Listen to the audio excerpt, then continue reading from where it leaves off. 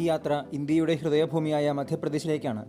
ഞാൻ ഫ്ലൈറ്റ് ഇറങ്ങുന്നത് ഇന്ത്യയിലെ ഏറ്റവും വൃത്തിയുള്ള നഗരം എന്ന് പല സർവേകളും വിശേഷിപ്പിച്ച ഇൻഡോറിലും.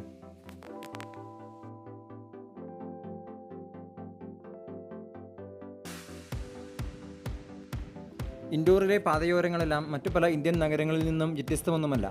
എന്നാൽ ഇൻഡോറിലെ മാലിന്യ സംസ്കരണം, ഡ്രെയിനേജ് സംവിധാനം എന്നിങ്ങനെ പല അളവുകോലുകളിൽ കൈവരിച്ച നേട്ടമാണ് ഇൻഡോറിനെ ഇന്ത്യയിലെ ഏറ്റവും വൃത്തിയുള്ള നഗരമാക്കിയത്. ഇൻഡോറിൽ നിന്നും 55 കിലോമീറ്റർ മാത്രം ദൂരത്തുള്ള പുണ്യപുരാതന നഗരമായ ഉജ്ജയിനിലേക്കാണ് എൻ്റെ ആദ്യ യാത്ര.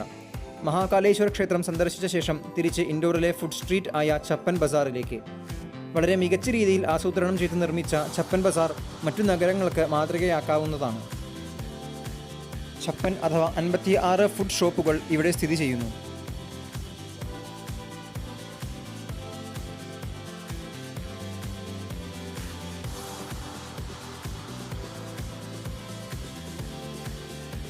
പിറ്റേ ദിവസം രാവിലെ നേരത്തെയുള്ള ട്രെയിനിൽ മധ്യപ്രദേശിൻ്റെ തലസ്ഥാനമായ ഭോപ്പാലിലേക്ക്. ഉച്ചയോടെ ഭോപ്പാലിൽ എത്തി. അവിടെ നിന്ന് ഒരു സെൽഫ് ഡ്രൈവ് കാറിൽ നേരെ സാഞ്ചിയിലേക്ക് യാത്ര തിരിച്ചു. യാത്രാമധ്യേ ട്രോപ്പിക് ഓഫ് ക്യാൻസർ അഥവാ ഉത്തരായന രേഖ കടന്നു പോകുന്ന പ്രദേശവും കാണാം.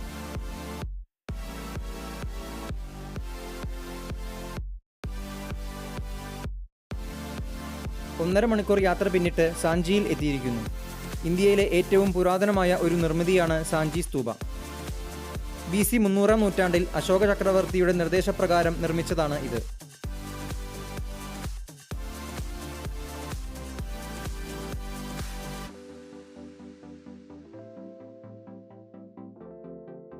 സമയം സായാഹ്നമായിരിക്കുന്നു. 2000 വർഷങ്ങൾക്കധികമായി സൂര്യരശ്മികൾ ഈ സ്തൂപത്തെ തലോടിക്കൊണ്ടിരിക്കുന്നു. ഒരു നിമിഷം നമ്മൾ നൂറ്റാണ്ടുകൾ പിറകിലോട്ട് സഞ്ചരിക്കുന്നു. വലിയ ആൾത്തിരക്കും ബഹളമൊന്നും ഇവിടെയില്ല.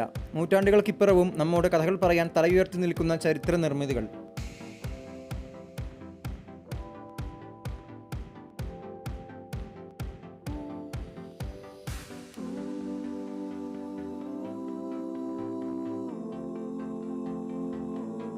ഇതിൻ്റെ ചിത്രമാണ് 200 രൂപ നോട്ടിൽ ആലേഖനം ചെയ്തിരിക്കുന്നത്.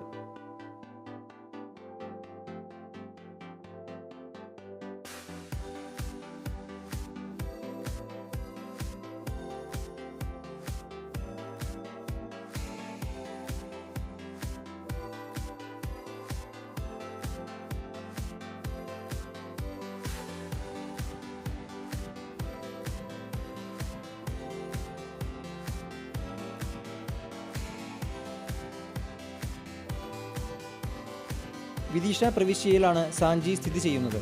പല വലിയ രാജവംശങ്ങളുടെയും ഉയർച്ച താഴ്ചകൾ കണ്ട പ്രദേശം.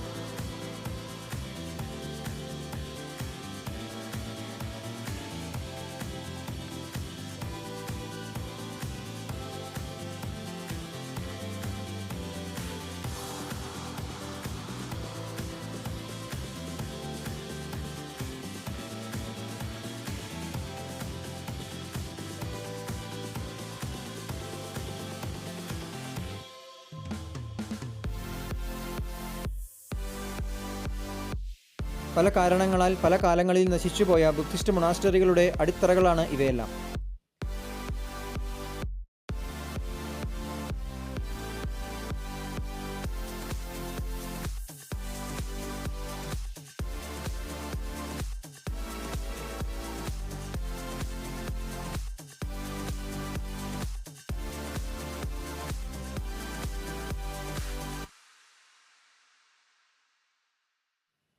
തിരിച്ച് ഭോപ്പാലിലേക്ക്.